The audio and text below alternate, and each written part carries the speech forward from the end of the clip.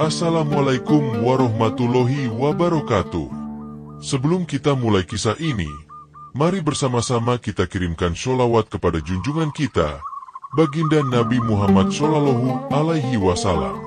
Allahumma sholli ala Sayyidina Muhammad wa ala alihi Sayyidina Muhammad.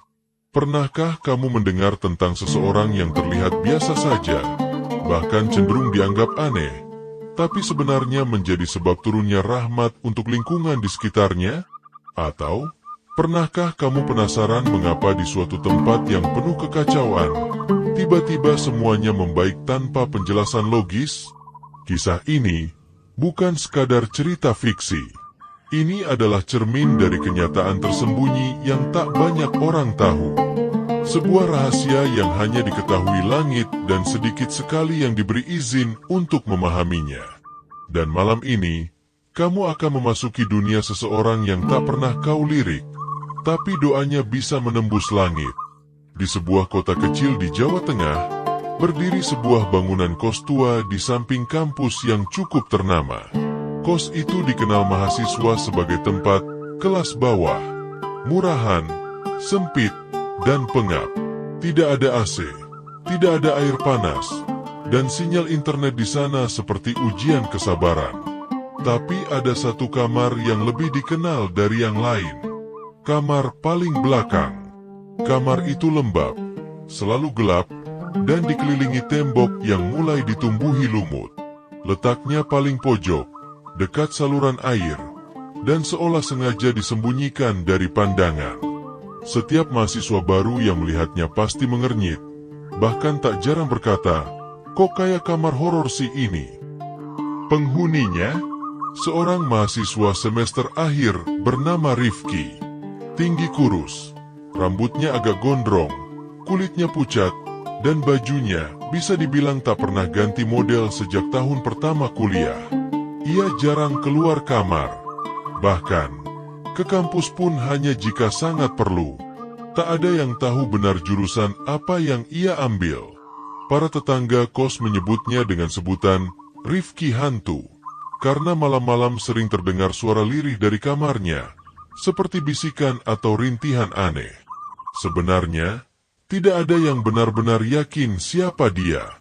Ia tak aktif di grup, tak ikut kegiatan kampus, dan tidak pernah terlihat nongkrong di warung kopi dekat gerbang kampus. Yang mereka tahu, setiap malam, dari kamar itu terdengar suara pelan. Kadang seperti orang menangis, kadang seperti sedang melantunkan sesuatu dalam bahasa Arab yang tak bisa mereka pahami. "Jangan-jangan dia sakit jiwa," ujar salah satu anak kos. "Ah, bisa jadi mantan dukun yang tobat, terus balik kumat," timpal yang lain sambil tertawa. Tapi mereka tidak tahu. Tidak ada yang tahu bahwa dari kamar sempit dan pengap itu, ada seorang pemuda yang sedang menahan lapar demi tidak tertidur saat zikir. Bahwa malam-malam panjangnya bukan karena insomnia, tapi karena ia sedang mengetuk pintu langit dengan linangan air mata dan doa yang bahkan tak bisa dimengerti oleh bumi. Siang itu panas sekali. Sinar matahari memantul dari atap seng kamar kos dan membuat suasana makin menyengat. Penghuni kos satu persatu keluar dari kamar mereka. Ada yang menuju warung, ada yang duduk santai di teras sambil membuka laptop. Hanya satu kamar yang tetap sunyi, kamar Rifki. Itu orang masih hidup gak sih?"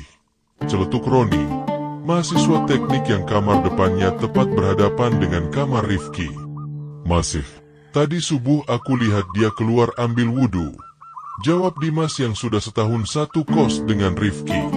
"Tapi aneh sih, abis itu ngilang lagi."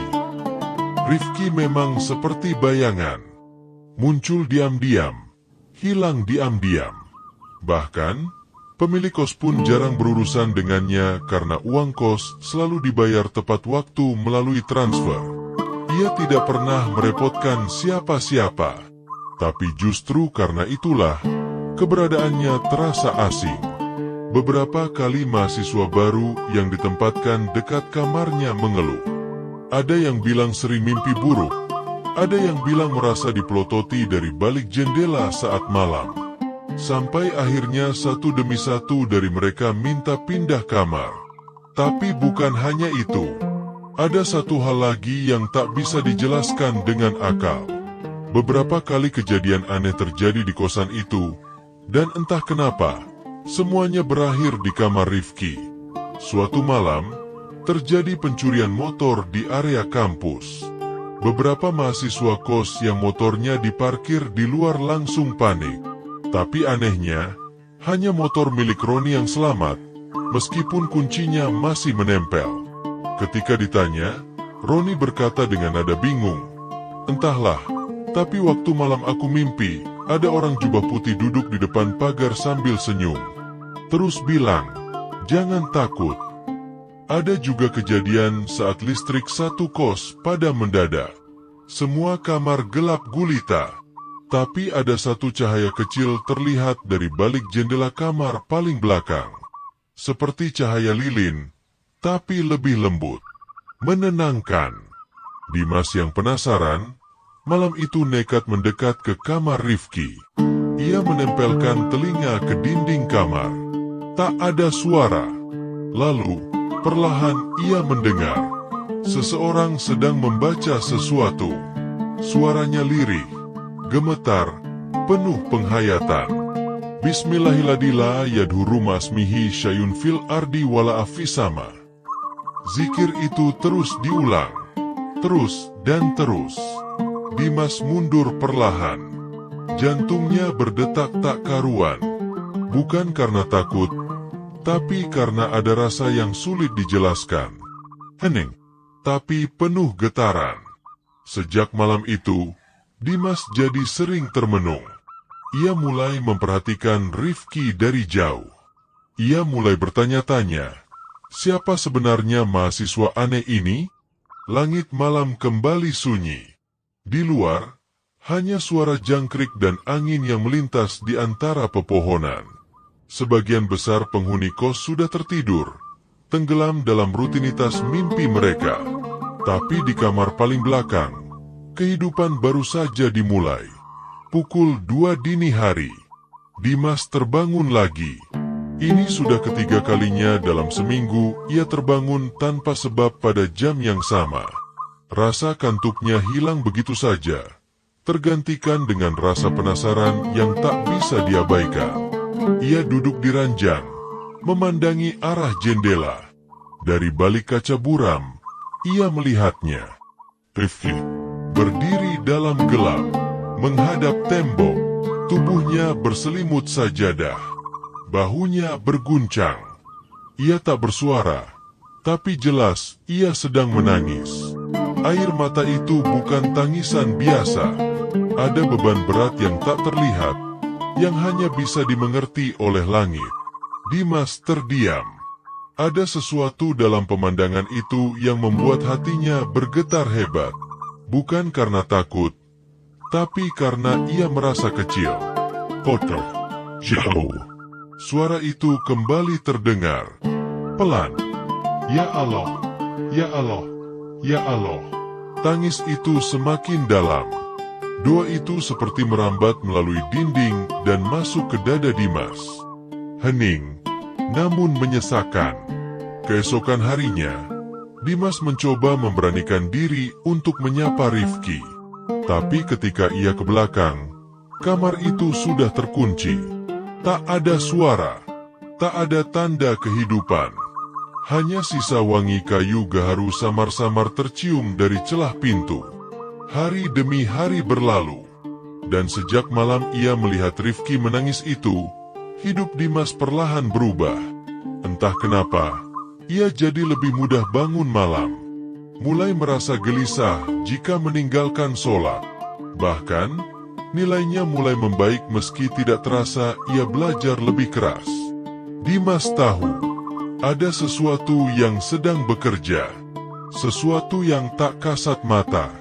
Dan sumbernya dari kamar paling belakang. Tapi rahasia belum selesai sampai di situ. Suatu malam, ketika hujan deras mengguyur, terdengar suara ketukan di pintu kamar Dimas. 3 kali. pelan tapi jelas. Saat ia buka, tidak ada siapa-siapa. Hanya sepucuk kertas putih kecil, terlipat rapi di lantai. Dimas memungutnya, membuka perlahan. Di dalamnya, hanya satu kalimat tertulis dengan tinta hitam. Jangan berhenti mengetuk pintunya. Sejak malam itu, Dimas seperti dirantai oleh rasa penasaran yang makin dalam. Ia mencoba mencari tahu lebih banyak tentang Rifki. Ia tanya ke penghuni lama, ke penjaga kos, bahkan ke bagian akademik kampus. Jawabannya mengejutkan. Rifki? Wah, itu anak lama banget. Harusnya udah lulus 3 tahun lalu, kata staf akademik sambil membolak-balik data di komputer. Tapi dia masih aktif sebagai mahasiswa, tanya Dimas. Secara administratif, iya. Tapi dia nggak pernah ambil skripsi. Gak ada aktivitas akademik sama sekali. Aneh ya? Dimas pulang dengan kepala penuh tanda tanya. Rifki masih terdaftar, tapi seolah tak ada. Seperti nama yang ditinggal waktu. Malamnya, Dimas nekat mengetuk pintu kamar Rifki. 1 ketukan. Duh, tidak ada jawaban. Ia tempelkan telinga ke pintu. Hening. Tapi jantungnya berdetak makin cepat. Ia menunduk.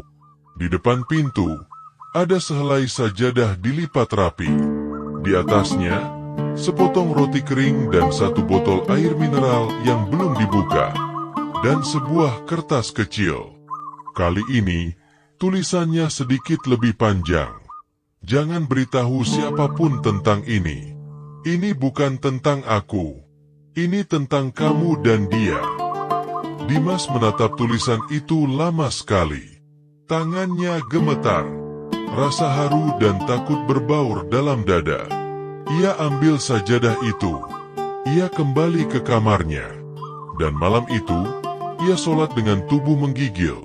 Berdoa dengan air mata yang tak ia mengerti dari mana datangnya. Beberapa hari kemudian, kejadian mengejutkan terjadi. Salah satu penghuni kos, Fikri, tiba-tiba kerasukan di malam Jumat. Tubuhnya menggeliat tak terkendali, dan suara yang keluar bukan suara manusia. Kosan gempar, beberapa anak lari, ada yang merekam dengan ponsel. Tapi saat suasana panik, Rifki muncul. Diam, tenang, wajahnya pucat, matanya merah karena kurang tidur. Ia jalan pelan ke arah Fikri.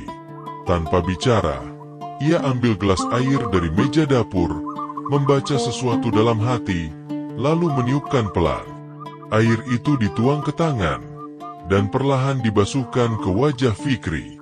Tubuh Fikri bergetar keras, lalu jatuh lemas. Semua terdiam. Rifki tidak berkata apa-apa.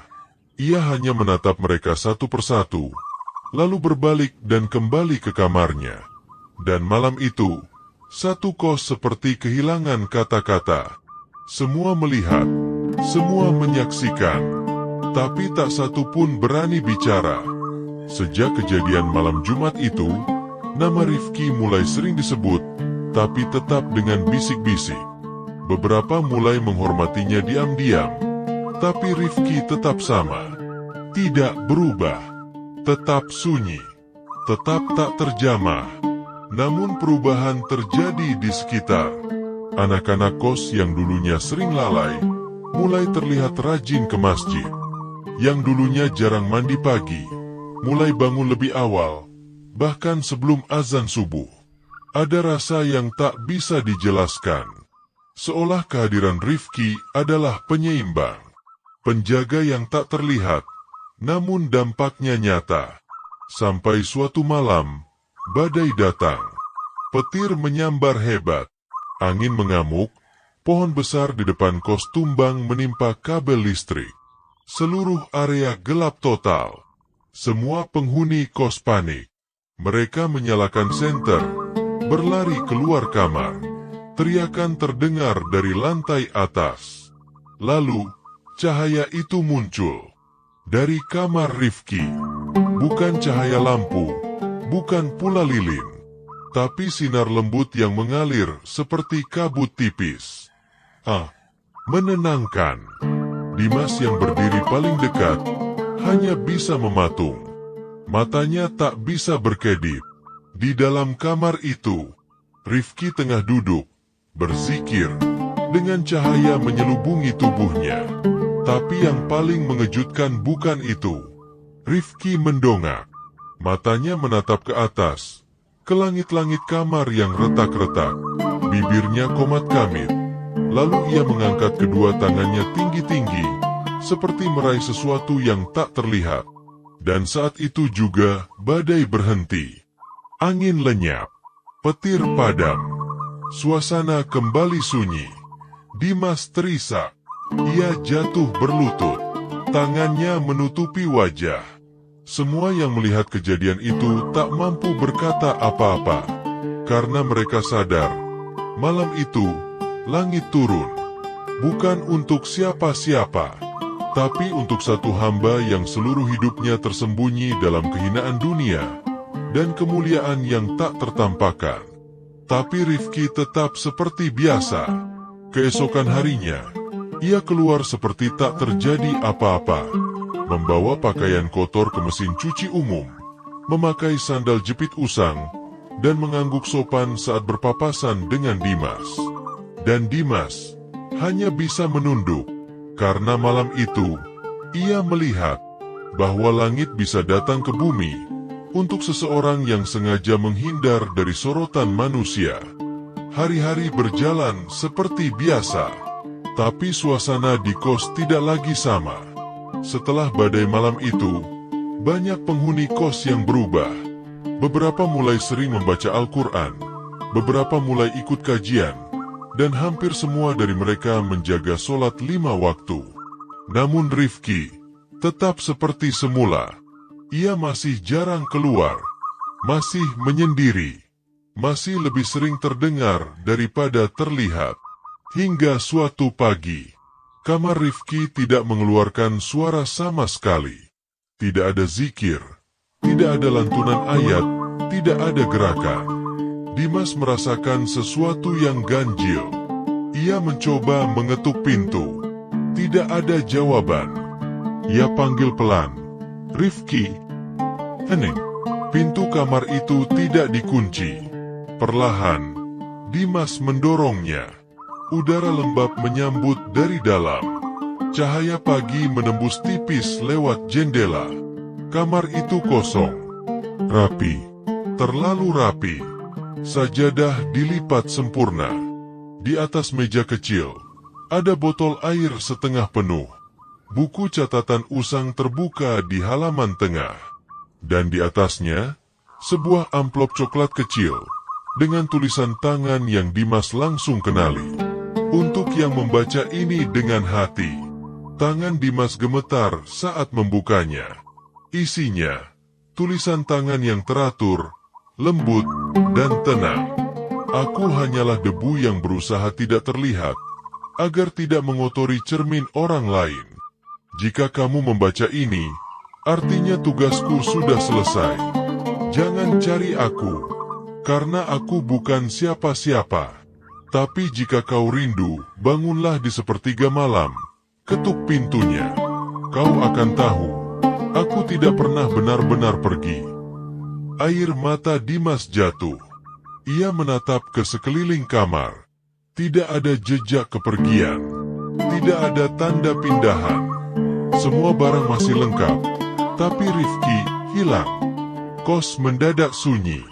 Berita menyebar perlahan. Tapi tidak ada yang benar-benar tahu kemana Rifki pergi. Tidak ada yang melihat ia membawa koper. Tidak ada kendaraan yang menjemput. Bahkan penjaga kos pun bingung. Dimas duduk lama di dalam kamar itu. Hening. Seolah seluruh dunia berhenti sebentar untuk memberi ruang pada satu jiwa yang telah menyelesaikan tugasnya. Seorang yang tak ingin dikenal, tak ingin dipuja, dan selalu menyembunyikan kemuliaannya dalam kesunyian. Dan sejak saat itu, kamar paling belakang dikosongkan.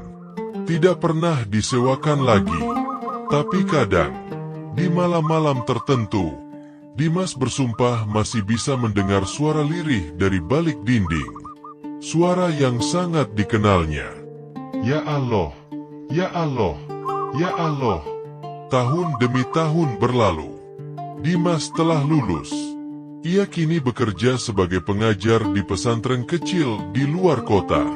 Tapi setiap kali ia ditanya bagaimana hidayah masuk ke hidupnya, ia hanya tersenyum.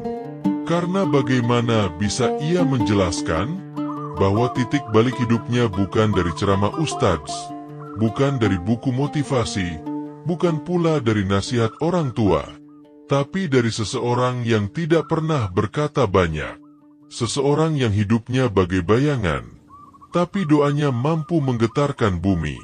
Rifki, si mahasiswa aneh yang dulu dicemooh, ternyata adalah satu dari mereka yang disebut dalam kitab-kitab lama. Orang yang dikenal langit, tapi disembunyikan dari pandangan manusia. Mereka yang hidupnya tanpa hina, tapi sebenarnya lebih mulia dari raja. Mereka yang tertawa bersama manusia di siang hari, dan menangis bersama Allah di malamnya. Beberapa orang menyebut mereka wali. Tapi mereka sendiri tidak pernah mengaku, karena bagi mereka, dikenal oleh Allah sudah lebih dari cukup. Dipilih untuk menjadi penyambung doa bagi umat, adalah anugerah sekaligus beban yang tak semua manusia sanggup pikul. Dan Rifki adalah satu dari yang sedikit itu. Dimas masih menyimpan catatan Rifki sampai hari ini. Lembarnya sudah mulai usang. Tulisan tangannya mulai pudar, tapi ada satu halaman yang ia baca setiap malam. Satu halaman yang tertulis dengan tinta biru, kalimat yang sederhana, namun selalu berhasil membuat hatinya luruh.